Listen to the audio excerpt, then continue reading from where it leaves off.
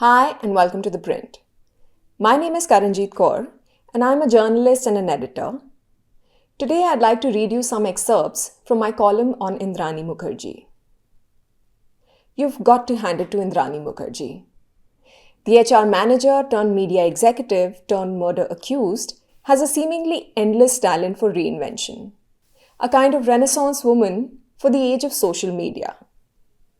In her latest multi-potentialite persona, Mukerjea is a TEDx speaker, an honoree at college events, a Latin Rumba dancer, a yoga expert, and an influencer who fraternizes with equally high-profile social media mavens.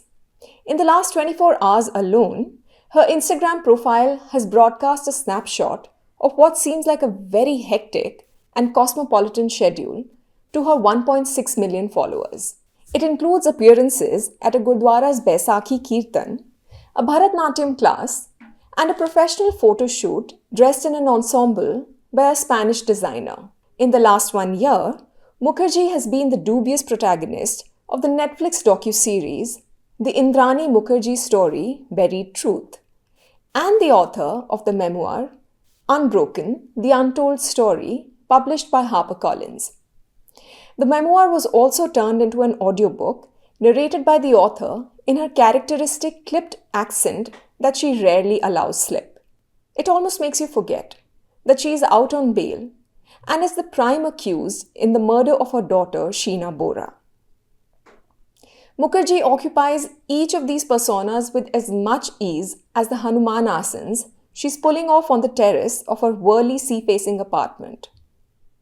I'd anticipated that after the release of the contested 4-part series about the disappearance and murder of Sheena Bora, Mukerjea would retreat from the public eye. The former INX media head likely agreed to the documentary to tell her side of the story, but it has had the opposite effect.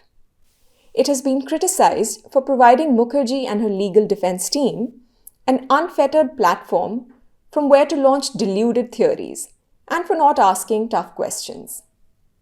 But when the protagonist is so intent on hanging themselves, all that the directors have done is provide her a long enough rope. In turn, Reddit discussions about the show have given rise to some pretty wild theories. But among the show's ardent followers, there's no contest over who they believe is responsible for the murder. Mukerjea, on her part, has not only enthusiastically promoted the series, but has also chosen to train the spotlight on herself. I'm equal parts flummoxed and fascinated by this. But then again, you don't get to the top of the food chain by being a shrinking violet. Mukerjea has built an entire career based on defying people's expectations. The implication of Mukerjea in Sheena Bora's murder has stark parallels with the Amanda Knox case. In 2007, Knox, an American student in Italy, was charged with the murder of her flatmate Meredith Kercher. The trial went on for several years before Knox was finally acquitted in 2015. Both these cases are centered on a beautiful female protagonist accused of murder. Knox's trials were the basis of a 2016 Netflix documentary that also drew fairly divisive reviews and was accused of being one-sided. The similarities, however, go only thus far. Knox has turned into a writer and activist for the wrongfully convicted and is using her notoriety for advocacy. Of course, Knox has the advantage of objectivity and wisdom that comes with distance from a traumatic event. Last year, she wrote movingly about staring into the abyss during her darkest days in an Italian prison. Mukerjea, by comparison, is attempting a desperate stab at projecting normalcy. All of her recent appearances paint a picture of a person completely uninterested in societal expectations of shame or retreat. Each post is a new thread in a complex narrative tapestry that she is weaving for herself, either defiant or oblivious to the norms of tragedy and redemption narratives. But we are asking the wrong questions. The question should not be why Indrani Mukerjea is jiving to Michael Bublé, but rather why we choose to watch her. Right now, Mukerjea exists in an in-between space. when her case is sub judice and she has the right to be considered innocent until proven guilty. She has every right to challenge our notions of penitence and punishment, rehabilitation and remorse. She has the right to perform normalcy. It is not Indrani, but her onlookers, that's us, who should be concerned with ethical entanglements. Because we are the ones watching with morbid fascination and unease at the dissonance between the gravity of her alleged crimes and the levity of her current public demeanour. It's like looking at a train wreck.